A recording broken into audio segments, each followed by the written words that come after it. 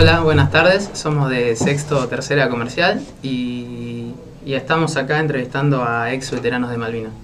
¿Sí se pueden presentar? Sí, buenas tardes. Bueno, me llamo David Imiscós. Estuve en Destructor Hércules en el año 1982. Solamente me voy a presentar dónde estuve. Después seguiremos explayándonos. Después se hablará más. El otro compañero. Buenas tardes, mi nombre es Alberto Avellaneda, he sido soldado de la clase 62 y participé en Malvinas con el Regimiento 3 de la Tablada. Bueno, buenas tardes, gracias por la invitación. No, gracias. Yo soy Carla Luján y en el año 82 pertenecía a la Armada Argentina. Yo estaba en la parte de la aviación naval y mi destino fue la base aeronaval Punta Indio, acá en la provincia de Buenos Aires. Muchas gracias. Nosotros con el curso nuestro, sexto tercera de comercial, le hicimos algunas preguntas que queríamos que nos respondan con Florencia Nicoli. Una de las preguntas es, ¿cuándo fueron? Que ya lo respondieron. Y otra de las preguntas es, ¿cuándo fueron? ¿Cómo? ¿En qué fueron? Bueno, vamos así. En el caso mío particular, yo estaba en la Armada en un barco, un destructor misilístico, llamado Destructor Hércules inglés. Salimos a navegar el 28 de marzo, en el medio del mar nos dijeron que íbamos a tomar Malvinas. El 1 de abril a las 10 de la noche estábamos frente a Malvinas y el 2 de abril estuvimos frente a las playas de Puerto Argentino cuando se hizo por primera vez después de 150 años la bandera argentina. Eso más o menos fue mi estadía con respecto a Malvinas el 2 de abril. Dale, gracias. Bueno, yo estaba haciendo el servicio militar, a poco de irme de baja, me entero que el pueblo se entera de que somos convocados para ir a defender la patria. Las islas se tomaron el 2 de abril, como dijo David, y yo llegué en avión un domingo 11 de abril, un domingo de Pascua. En mi caso, yo estaba, como recién dije, en la base aeronaval Punta Indio, acá en la provincia de Buenos Aires.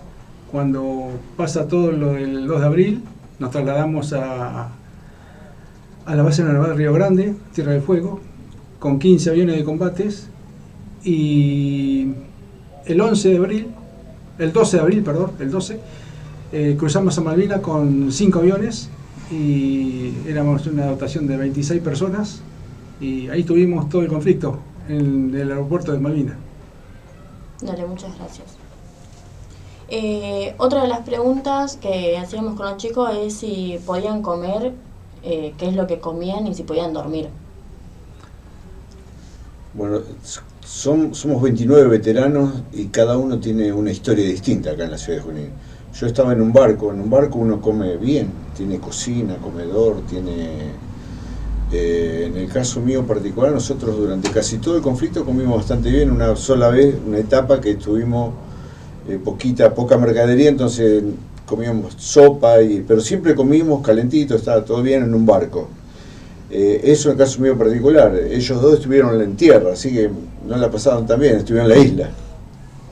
Bueno, yo estuve en la isla y los primeros días recibíamos una ración de combate, que era como una lata de atún, digamos, que contenía arroz, carne, un saquito de té, y eso para los primeros días. Luego estaba más o menos a 2 kilómetros de la isla, de Puerto Argentino, entonces nos llevaban a diario un caldo, habitualmente era un caldo con algunos fideitos, alguna carnecita raro que no era para todos, todo el grupo, eran pequeños pedazos de carne, y a las 5 de la tarde, eso nosotros almorzamos tipo 9 de la mañana, y nuestra cena era alrededor de las 4 o 5 de la tarde, que ya empezaba a oscurecer, y nos daban un mate cocido, y listo, ya al otro día preparados para una nueva jornada.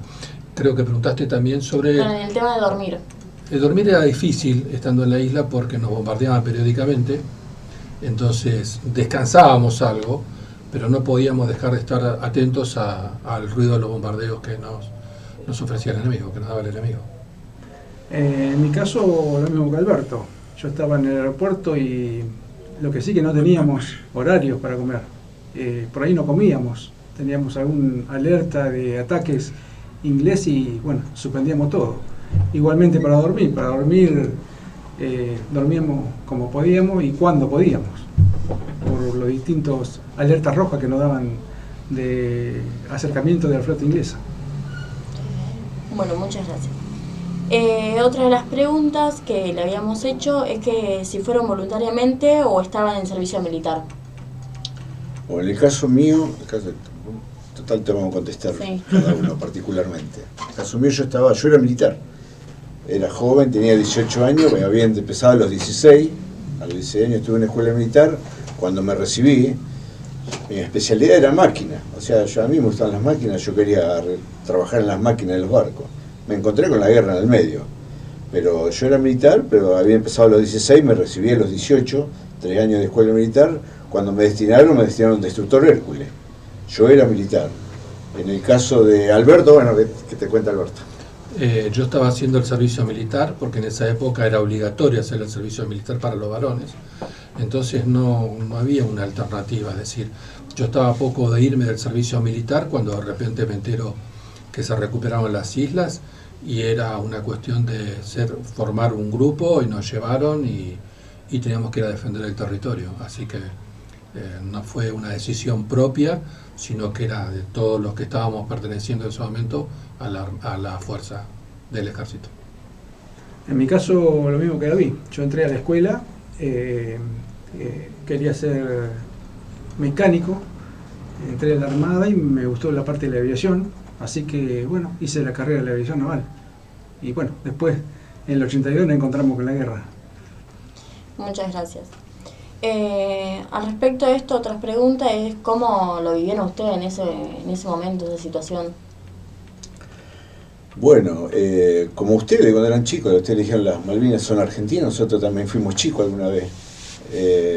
Cuando teníamos 6 años en adelante, cuando tuvimos uso de razón, las Malvinas argentinas, bueno, nos tocó justo estar en ese momento, así que fue algarabía, contento, tuvimos miedo, tuvimos una mezcla de sensaciones, pero bueno, contento porque íbamos a recuperar siempre digo, ese pedacito de patria que es nuestro, que tiene otra bandera, pero es nuestro.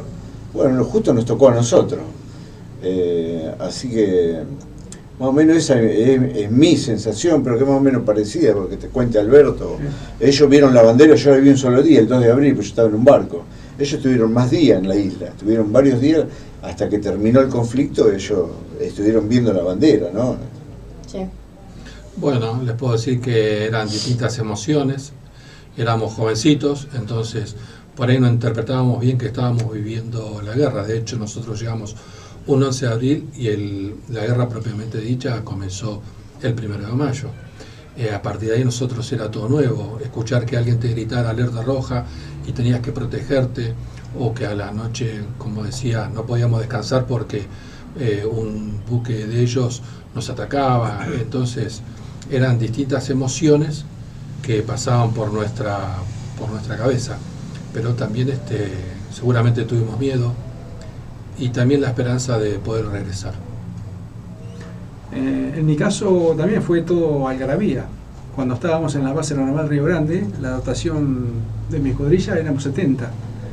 Entonces, un día nos llama el comandante, nos hace sentar todo en el suelo y pregunta quién quiere ir a Malvinas, y los 70 levantamos la mano. A Malvinas cruzamos solo 26, pero en ese momento todos querían ir a Malvinas. Bueno, qué fea situación. ¿Cuántos murieron? En total murieron 649 personas, soldados, entre oficiales y suboficiales, soldados. ¿Y en total cuántos eran? Eso, No. Argentinos. En ¿Cuántos total, argentinos eran? más o menos entre civiles, militares, los que estaban en la isla, embarcados, pilotos, porque en una guerra hay muchas cosas que a lo mejor la gente, hay civiles también. Sí. Hay un veterano que es español, ¿entiendes? Porque estaba en una flota y ofreció su servicio en un barco pesquero como espía. Entonces fue declarado como veterano de guerra de Argentina, nos ayudó a nosotros. Había civiles que trabajaban en barcos pesqueros que ayudaban en la información, pasaban, hay tal barco, tal esto, nos pasaban, y estuvieron en la zona de exclusión en Malvinas, entonces son considerados veteranos de guerra. Esos son civiles, gente que nos ayudó a nosotros, nos daba, los barcos toman combustible en el mar, como los aviones en el aire, sí. Los barcos en el mar, se pone un barco al lado del otro y te van pasando combustible. Entonces había barcos civiles y barcos militares que no dan combustible. Entonces sumamos civiles, este extranjero que fue español, de los pesqueros, que estaban en la zona de exclusión, militares, aviadores, marinos e infantes, soldados de ejército, de infantería de marina, de aeronáutica, de prefectura, de gendarmería, enfermeras. Había 9 veteranas de guerra que estaban en el hospital. Así que más o menos es eso de toda la... En total sumamos más o menos entre 21 y 22.000 veteranos de guerra en todo el país. Que no quedan tantos, ¿no? Han muerto unos cuantos en la guerra, unos cuantos por suicidio y otros cuantos por muertes naturales, accidentes y todo. Bueno, con respecto a una de las cosas que dijiste es cómo fue la posguerra. Otra guerra más que tuvimos que enfrentar fue a la vuelta, que fue lo peor que pudimos soportar, porque volvimos con una total indiferencia por parte de los gobiernos y de la sociedad también. Pero bueno, nosotros no nos conocíamos entre sí, no sabíamos. Con David trabajamos 10 años en una empresa y nunca dijimos que éramos veteranos de guerra. Nos conocimos después de 10 años. Nos enteramos uno a otro después de 10 años que éramos veteranos de guerra. Y porque no hablábamos, no decíamos nada. Esa fue otra de las guerras que tuvimos que soportar. La indiferencia de los gobernantes y de la sociedad. Por suerte ahora ha cambiado todo. Somos más reconocidos por los distintos gobiernos que han pasado, por la sociedad también. Y bueno, esto no lo hacíamos nosotros, no contábamos nuestra historia y nos hace bien. Bueno, muchas gracias. Ahora lo dejo con mi compañero Nazareno que le va a hacer las siguientes preguntas. Una pregunta para todos, en especial para vos que fuiste aviador. ¿Cómo fue su reacción y qué le generó enterarse del hundimiento del general Belgrano? Nosotros, la guerra para nosotros empezó el 1 de mayo.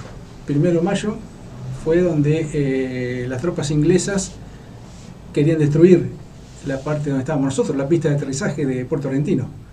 Y lo hicieron el 1 de mayo en un 50%, te puedo decir, porque cayeron 2 bombas en la pista, sobre un margen de la pista, el otro margen quedó sano. Se destruyó torre de control, sistema de comunicaciones, y ahí fueron los primeros 7 soldados muertos en el aeropuerto. Al otro día, el 2 de mayo, fue el hundimiento del general Belgrano. Nosotros nos enteramos días después, no sabíamos que había sucedido ese 2 de mayo. Nos enteramos después que al Belgrano lo hundieron fuera de la zona de exclusión, o sea, fuera de la zona de guerra. Y bueno, después con el tiempo nos enteramos que había 3 juninenses fallecidos del crucero General Belgrano. Y acá actualmente tenemos un sobreviviente acá en Junín del crucero y otro veterano más que vino de Pergamino a vivir acá, que también fueron ellos 2 los sobrevivientes. Yo estaba en la Armada, entonces nosotros recibíamos informe continuamente. Estábamos siempre navegando, eran todas las flotas que estábamos cerca, medianamente cerca, 10, 20, 30, 50 kilómetros cada barco, de cada barco, todos estábamos así. Bueno, la verdad que nos dolió muchísimo el tema del crucero, pues yo tenía muchos compañeros, yo aparte de los de acá de Junín que conocía a uno solo, el resto yo en la escuela militar tenía más de 40 compañeros en el barco ese, de los cuales murieron 4, ¿sí? Y otros 36 estaban ahí, y no había comunicación, no había WhatsApp, no había satélite, no había nada. Era por informe, por teletipo, pasaban bueno, se recuperó una balsa con tanto, a ver si está fulano, mi amigo, aquel que jugamos al fútbol, que salíamos juntos. Teníamos la edad de ustedes, 18 años. Entonces, nosotros fue muy frustrante, terrible fue. Cuando hundieron, fue un golpe bajo, mal a toda la flota. Todos teníamos amigos, había 1094, ¿era Carlos? Sí, 1094. 1094 tripulantes, de los 1094 teníamos muchos amigos ahí adentro. Amigos que convivíamos las 24 horas, nosotros estábamos en la escuela militar. Éramos amigos que salíamos a bailar, íbamos a la casa de ellos venía a nuestra casa, conocíamos a la familia. Fue muy duro lo del crucero Belgrano, y lo que pasaron ellos también muy duro, haber estado hasta 48 horas, estuvieron en una balsa en el medio del mar. El mar es terrible, sos nada. En un barco grande sos nada, te imaginas en una balsa. Nosotros recibíamos información diaria, pero era de nuestra propia tropa, y por ahí estaba un poquito alejada de la realidad. Más allá de que nos enterábamos con un poco de demora de las cosas que estaban pasando, también nos enterábamos de cosas que parecía que veníamos bien, que estábamos bien parados, pero después nos enteramos que no era tan así. Justamente hablando de eso, ¿sintieron que cuando volvieron al país no fueron reconocidos como debían por el gobierno y por la gente? Correcto, sí, durante mucho tiempo no sé, nos dieron un mensaje de que nosotros no salgamos a hablar lo que habíamos vivido.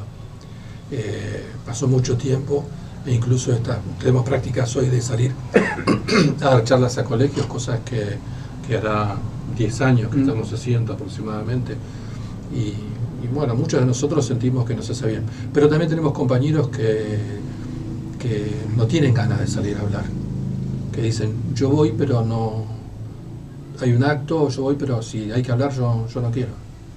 Hay cosas en las charlas es una cosa, y otra es cómo nos trató la sociedad, los estados a nosotros. Que si ustedes en la historia, 82 eran militares hasta el 83 vino la democracia, y hubo un periodo de desmalvinización. No hablemos de Malvinas, Dentro de Malvinas estábamos nosotros, habíamos venido de la guerra, teníamos amigos muertos, compañeros muertos, no tuvimos una contención de salud, contención psicológica.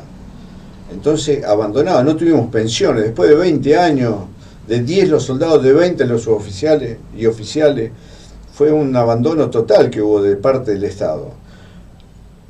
Al pasar los años, que nos fuimos haciendo más grandes y con luchas personales entre los centros veteranos en Capital Federal, como ven a los piquetes, nosotros andábamos ahí pidiendo que nos reconozcan como veteranos, y bueno, fueron luchas muy fuertes en Capital Federal, en La Plata, en Buenos Aires, cada uno en su provincia, porque imagínense que había soldados y excombatientes en todas las provincias del país. Entonces fue una lucha para que reconozcan los derechos que nos correspondía como veteranos, por haber ido a pelear por nuestras islas, ¿no? Por nuestra soberanía. Muchos de nosotros no hace poco estuvimos haciendo estudios o análisis con psicólogos para ver si teníamos cómo habíamos quedado posterior a todo esto, a la guerra. Ya en el conflicto en general, ¿cuál fue el peor momento personal que vivieron? Bueno, para mí el peor momento que me tocó vivir en Malvinas fue el 1 de mayo. Fue el ataque, lo recuerdo siempre, 4:40 de la mañana fue el primer ataque donde los aviones Harrier de la flota británica nos atacó a nosotros. Estábamos ahí expuestos a todos nosotros. Nos dieron una alerta roja, pero a los segundos ya empezaron a escucharse los disparos de las bombas, de las ametralladoras de los aviones. Ese fue lo que más recuerdo. Después, a partir de ese día, del 1 de mayo, todos los días era el ataque naval, a donde estábamos nosotros.